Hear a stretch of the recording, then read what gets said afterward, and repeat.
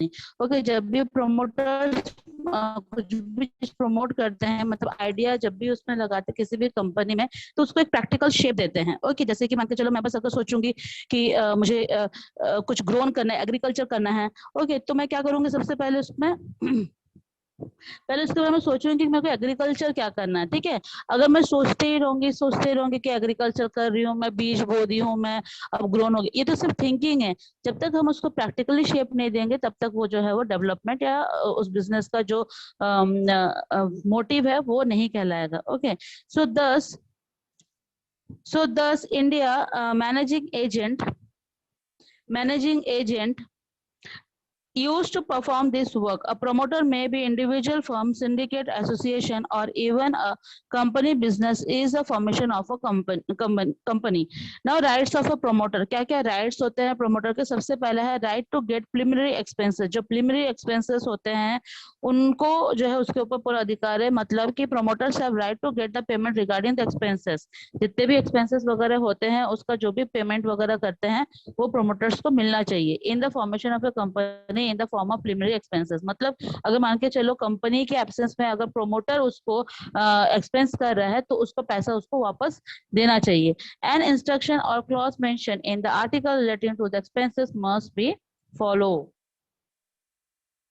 Now in next page,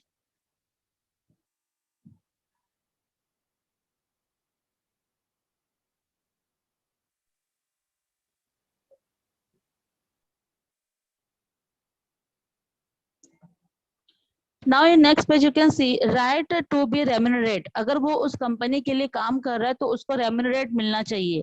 ठीक है, मतलब पहला क्या था कि अगर वो कंपनी का जो खर्चा है वो खुद अकेले उठा रहा है तो ये गलत चीज है ना, उसको उठाना चाहिए वो खर्चा, मतलब कंपनी को उठाना चाहिए।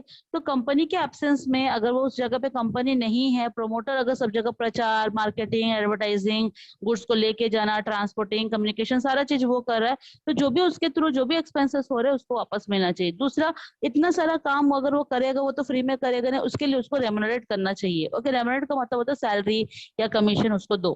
थर्ड है आपका right regarding third parties till the companies come into existence. A promoters has the right to get the amount from third party against the transaction done with them। ठीक है, done with them, that जो company है, ठीक है, existence जो होता है, promoters has right to get amount from third party. जो भी थर्ड पार्टी से जो अमाउंट मिलता है उसको और जो है उनको मिलना चाहिए। मतलब मान के चलो ए, मतलब कंपनी है, देन प्रोमोटर है, देन थर्ड पार्टी है। ओके, अब वो थर्ड पार्टी जो है पैसा प्रोमोटर को ना देके कंपनी को दे रहा है, लेकिन वो पैसा किसका है? प्रोमोटर का, तो प्रोमोटर को उसका पैसा उसको मिलना चाहिए।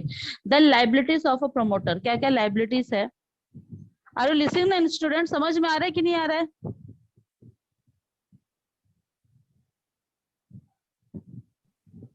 Yes ma'am.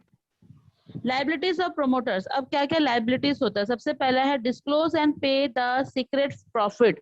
जो भी प्रॉफिट होता है, जो भी उसको पे किया जाता है वो डिस्क्लोज किया जाता है। मतलब सबको पता चल जाता है कि उसको कितना कमीशन मिला है या कितना सैलरी मिल रहा है, या फिर वो मतलब इस कंपनी के लिए काम कर रहे हैं तो उनको कितना पे कर रहे हैं, ये डिस्क्लोज होता है सबके सामने, सबको पता चल जाता है। ओके, दूसरा है compensation due to the negligence of the liability attempts if the certain losses are causes to the company, promoters are liable to the make goods and losses caused to the proposed company। ठीक है, मान के चलो कोई भी company अगर उसको promoter promote कर रहा है और उसकी जो लाइबिलिटीज वगैरह जो है वो नेग्लिजेंस कर रहा है, किसको नेग्लिजेंस कौन नेग्लिजेंस कर रहा है? जो है आपका क्या नाम है इसका, कंपनी अगर नेग्लिजेंस करे, जितने भी लाइबिलिटीज वगैरह हैं या फिर जो भी है उसको अगर नेग्लिजेंस करे तो उससे क्या होता है कि जो प्रोमोटर है, प्रोमोटर से इससे क्या होता है कि उनको कंपनसेट उनको नहीं मिल पाता है। ठीक है, मान के चलो कंपनी की गलती है लेकिन उसको भरपाई कौन कर रहा है? प्रोमोटर कर रहा है, तो ये कंपनसेट के रूप में जो है उनको देना पड़ता है। नाउ थर्ड है आपका misrepresentation. Promoters are liable for any misrepresentation in the process of the formation of a company. They are countable to the first shareholder and towards the outside party. जो भी miss representation होते हैं, मतलब जो भी जो अगर मान के चलो प्रोमोटर मिस रिप्रेजेंटेशन करते हैं वो प्रोसेस कंपनी को बनाने के लिए, फॉर्मेट करने के लिए, तो वहां पर अकाउंटेबल और first shareholder and toward outside parties, जो कि उसका पूरा का पूरा शेयर लॉसेस किसके ऊपर से जाएगा, शेयर होल्डर्स के से, और जो अदर आउटर पार्टी से उन लोग के ऊपर से जाएगा। मतलब वो जो है उसकी भरपाई करेंगे, फर्स्ट मतलब जो शेयर होल्डर्स है वो, और जो आउटसाइड पार्टीज हैं। तो ये भी एक रिप्रेजेंटेशन के कारण होता है, मतलब गलती प्रोमोटर्स की है लेकिन उठाना इसका किसका पड़ रहा है, फर्स्ट शेयर होल्डर लोग को, ठीक है। तो ये एक लाइबिलिटीज है प्रोमोटर का, मतलब आपका काम अच्छा नहीं है, प्रोमोटर का काम अच्छा नहीं है ना। Now fourth is personal liabilities till the preliminary contracts are approved.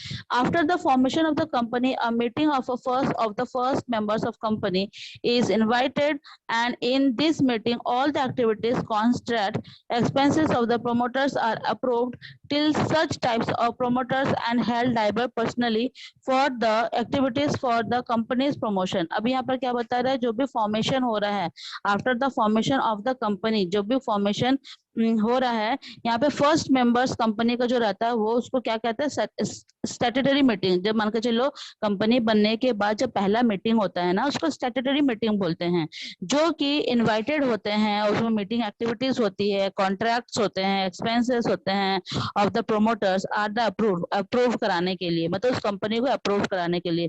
Till such time जो प्रोमोटर्स जो रहते हैं वो उस टाइम पे पर्सनली उस एक्टिविटी में इन्वॉल्व होते हैं। Okay, now fifth is liabilities और नॉन कंप्लायंस ऑफ प्रोस्पेक्टस। मतलब यहाँ बता रहे कंपनी या शेयर होल्डर जो भी है, अपने रिलेटेड जो भी सब्जेक्ट्स है, मतलब जो भी उनकी रिक्वायरमेंट है या फिर उनका जो नीड्स है, वो सारी चीज जो सर्टन लॉसेस और ड्यू टू नॉन कंप्लायंस, अगर मान के जो सर्टन लॉसेस वगैरह है, अगर कंप्लायंस नहीं हो पाती है, फॉर्मेशन प्रोस्पेक्टस में नहीं दिया हुआ है, तो such losses will be the compensate by the promoter. वो सच लॉसेस कौन झेलेगा, प्रोमोटर्स ही झेलेगा। Now liabilities on purchase of assets, अगर मान के चलो परचेस ऑफ एसेट्स में कोई भी लाइबिलिटीज होती है, उसको भी कौन झेलेगा, प्रोमोटर्स ही झेलेगा उसको। Then liabilities of death of a partner promoter, अगर किसी भी प्रोमोटर, अगर मान के चलो प्रोमोटर इज कॉल्ड इंसॉल्वेंसी और या फिर उसका डेथ हो जाता है, तो क्या होता है, इसका पूरा भरपाई जो है कौन करता है, कंपनी नहीं करता है, उसके पर्सनल एसेट्स से जाता है। ओके, प्रोमोटर के पर्सनल एसेट्स जो है उसको रिकवर किया जाता है, कंपनी का जो भी लॉसेस होता है। Okay, now 8 point is liability on report of liquidator at a time of winding up of a company if it is proved that the promoter was manipulated or decided the company, then the application filled by any shareholder, the court can be compiled the promoters or defined by any loss causes to the shareholder. Then punishment of promoter, if any information given to prospectus in appropriate fill, then according to this section 63 and companies a promoter can be fined in 5,000। देखो, अगर promoter, अगर मान के चलो promoter का punishment क्या हो रहा है, अगर मान के चलो कोई भी प्रोस्पेक्टस में कोई भी गलत चीज अगर लिखा रहा, तो कंपनीज एक्ट जो सेक्शन 63 में बनी हुई है, उसके तहत जो है प्रोमोटर को 5,000 का फाइन भरना पड़ेगा, या और लिखा है या तो 2 साल का उसको जेल हो जाएगा। Okay, thus we observe that the liabilities of the promoter, इससे हमको ये पता चलता है कि जो भी प्रोमोटर्स का जो लाइबिलिटीज रहता है, वो स्टार्टिंग जब तक मतलब कंपनी पूरी तरीके से बन नहीं जाता है, स्टार्टिंग से लेके पूरा एंड तक जो है पूरी लाइबिलिटी किसकी रहती है, प्रोमोटर्स की रहती है। Okay, if there are more than one promoters, they are liable jointly, okay, liable jointly and severally, but it requires the outsider can realize their compensation even from one promoter, in turns their promoters can realize his shares from other promoters। Now functions of promoters, अभी हम functions of promoters के बारे में पढ़ेंगे। There are so many points, मैं बस आपको points लोग explain करूंगी। समझ में आ रहा है, नहीं आ रहा है? आप लोग तो पूछोगे नहीं जब तक मैं पूछूंगी नहीं कि बेटा समझ में आ रहा है कि नहीं आ रहा है, तब तक आप लोग नहीं पूछोगे। बताओ अगर समझ में नहीं आ रहा है तो।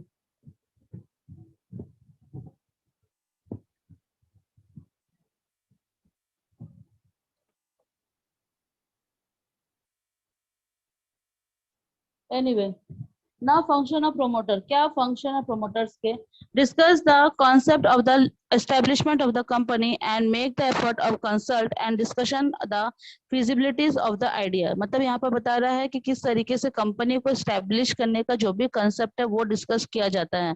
मतलब यहाँ बता रहे हैं कि किस तरीके से प्रोमोटर फंक्शंस होते हैं।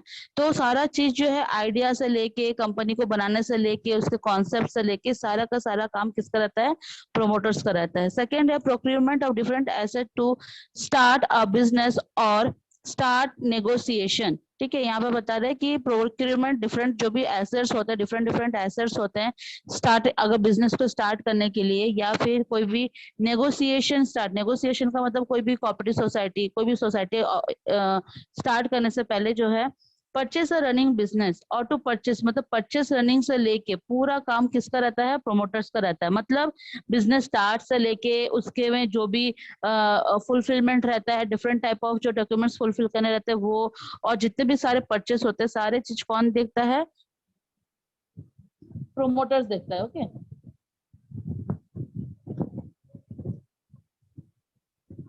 Then next is selection of a first director of the proposed company. इसको जो है प्रोमोटर्स को सबसे पहला डायरेक्टर उसी को ही बताया जाता है, प्रोमोटर्स को ही बताया जाता है। ओके क्यों, क्योंकि वो स्टार्टिंग से लेके आखिरी तक जो है प्रोमोटर्स अपना बखूबी काम करता है एक कंपनी को फॉर्मेशन करने के लिए। देन मैनेज टू पे द प्रीलिमिनरी एक्सपेंसेस। ठीक है, जितने भी प्रीलिमिनरी एक्सपेंसेस रहते हैं वो पूरे को कौन मैनेज करता है, प्रोमोटर्स करता है। देन सिलेक्ट द नेम, जो भी कंपनी का नाम होगा, कहाँ बनाना है, कहाँ पर एस्टेब्लिश करना है, address, objective of the company along with the proposed authorized capital of the company. Then prepare the memorandum or article of association। फिर मेमोरेंडम ऑफ एसोसिएशन और आर्टिकल ऑफ एसोसिएशन जो है वही प्रिपेयर करते हैं। Then submission of preliminary document, जो भी submission होता है प्रीलिमिनरी डॉक्यूमेंट वो सारे को जो है उसका फीस प्रेस्क्राइब कराना, देन रजिस्टर्ड ऑफिस में जाकर उसका रजिस्ट्रेशन कराना, ये सारा काम किसका रहता है, प्रोमोटर्स का रहता है। Then 8 point is appointment of bankers, brokers, legal advisers for the affairs of the company. Company के जितने भी बैंकर्स होते हैं, मतलब डिफरेंट टाइप ऑफ बैंक में जो उन्होंने अपने अकाउंट खुलवाए रहते हैं, तो वो सारे जितने भी बैंकर्स है उनको अपॉइंट करते हैं। ब्रोकर्स, ब्रोकर्स का मतलब पता है आप लोग को, ठीक है, उन लोग को अपॉइंट करते हैं। लीगल एडवाइजर्स मतलब जो कोर्ट से रिलेटेड रहता है जैसे वकील वगैरह, उनको सिलेक्ट करते हैं। तो ये सारा काम किसका रहता है, कंपनी प्रोमोटर्स का रहता है। The 9th point is determination of minimum subscription and gear up the activities related to the issue of share। जो भी डिटर्मिनेशन होता है मिनिमम सब्सक्रिप्शन के अकॉर्डिंग गियर अप, जो भी गियर अप होते हैं activities related to the issuing of share. Enter into contract with the brokers, underwriters for the comfortable disposal of shares and debenture. मतलब ब्रोकर्स के अंदर कितने कॉन्ट्रैक्ट बने, कितने ब्रोकर्स बने हैं। देन अंडरराइटर कितने हैं। अंडरराइटर का मतलब क्या होता है, जो लिखा पढ़ी का काम करते हैं। ओके वो कितने जन हैं। देन आफ्टर का मतलब शेयर होल्डर कितने होंगे, डिबेंचर कितने होंगे, ये सारा चीज जो है प्रोमोटर से तय करता है। मतलब एक तरीके से बोला जाता है प्रोमोटर जो रहता है वो सीईओ का काम करता है, चीफ एग्जीक्यूटिव ऑफिसर। ओके उसको हम सीईओ के नाम से भी जानते हैं।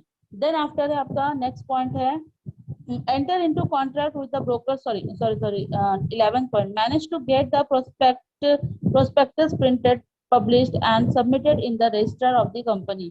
ठीक है, जितने भी प्रोस्पेक्टस होते हैं उसको प्रिंट आउट निकालना, उसको पब्लिश करना, उसको सबमिट करना रजिस्टर ऑफिस में, सारा का सारा ये जो मैनेज कौन करता है, प्रोमोटर्स ही करता है। मतलब जितनी भी लाइबिलिटी, जितनी भी जिम्मेदारी होती है शुरू से लेके आखिरी तक, मतलब कंपनी को बनाने के लिए शुरू से लेके आखिरी तक जितनी भी उनकी रिस्पॉन्सिबिलिटी होती है पूरा का पूरा प्रोमोटर्स करता है।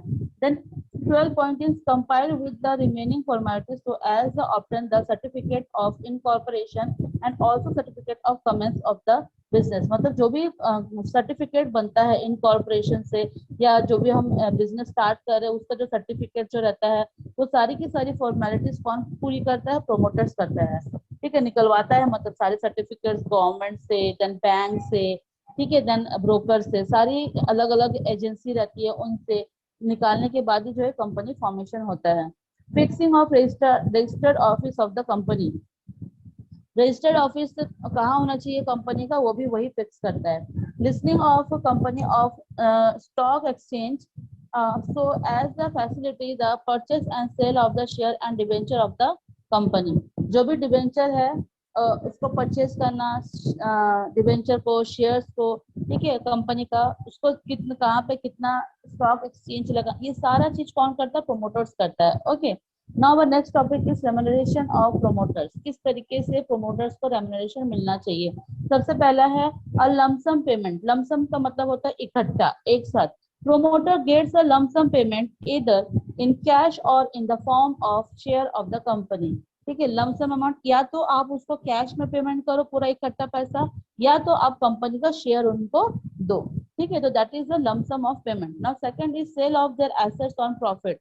Promoters may be given permission to sell their personal assets to reasonable profit। वो प्रोमोटर जो रहते हैं वो क्या करते हैं कि उनको अगर पैसा देना है, कंपनी अगर उसको पैसा देती है तो अपना जो एसेट्स होते हैं उसको बेच करके भी उसका रेम्यूनरेशन उनको पे करना है। मतलब किस किस तरीके से यहाँ बता रहा है कि क्या बोलते हैं, प्रोमोटर्स को जो है इनकम होती है कंपनी से। सबसे पहले एक लमसम अमाउंट दिया जाता है। तीसरा कि कोई भी एसेट्स से जो भी प्रॉफिट होती है, जो भी परचेस या सेल किया है, सॉरी सेल किया हुआ है वो एसेट और प्रमोट किया गया है, तो उसका जो भी प्रॉफिट है उसको मिलता है। Now third is commission on the cost of project. जो भी प्रोजेक्ट वो लॉन्च कर रहा है उसका जो भी कॉस्ट है उसका कमीशन उसको मिलता है। Fourth is appointing them a manager and managing director. साथ में ही जो भी मैनेजर, कौन कौन मैनेजर अपॉइंट होंगे, देन मैनेजिंग डायरेक्टर कौन कौन अपॉइंट होंगे, वो सारा का सारा कौन देखता है? प्रोमोटर्स देखते हैं। मतलब प्रोमोटर्स के ऊपर बहुत बड़ी रिस्पॉन्सिबिलिटी होती है जब भी वो काम करता है, जब भी वो कंपनी फॉर्मेशन करता है। In practice the promoters join partly or this formation of remuneration. However, there are no ceilings fixed ceilings on the amount of their remuneration.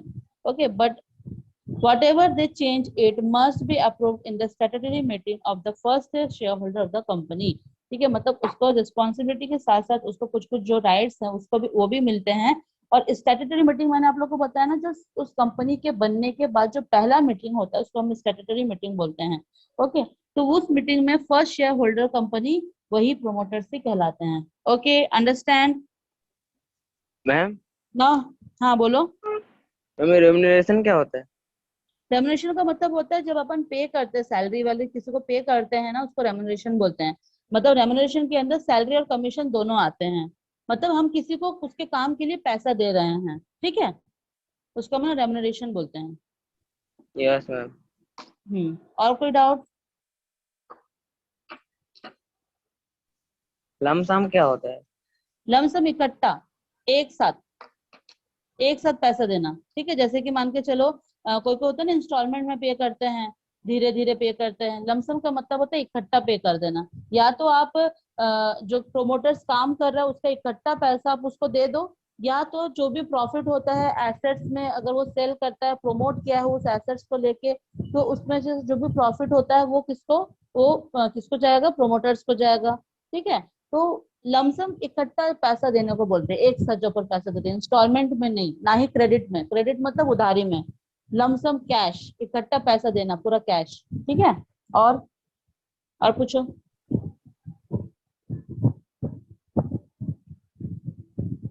Any other doubt? No ma'am. Sure? Brokers किसको बोलते हैं बताओ तो? Ma'am किसको? Broker, broker, broker किसको बोलते हैं? Ma'am broker वो जिससे बताओ बताओ। हम समझ आ गया पर वर्ड नहीं मिल रहा बोलने के लिए। ब्रोकर मतलब जो बीच का दलाली जो लोग करते हैं, है ना? यस मैम, वही बोलना चाहता। हाँ हाँ, एजेंसी में जो रहते हैं, बीच के जो रहते हैं दलाल वगैरह रहते हैं, वही होते हैं ब्रोकर। इंग्लिश में उसको ब्रोकर बोलते हैं, इसको हिंदी में दलाल बोलते हैं। ओके, मतलब बीच में कमीशन खाने वाले। ओके, जो एक पार्टी से, वो फर्स्ट पार्टी को सेकंड पार्टी से मिलवाने का काम करता है, जैसे सेलर को कंज्यूमर से मिलाने का काम करता है, तो वो ब्रोकर करता है। ठीक है, got it? Yes ma'am. Any other doubt? No ma'am. Okay, so incorporation का जो है वो मैं आप लोग को नेक्स्ट क्लास में समझाऊंगी। ठीक है? Yes ma'am. Okay, now class is over.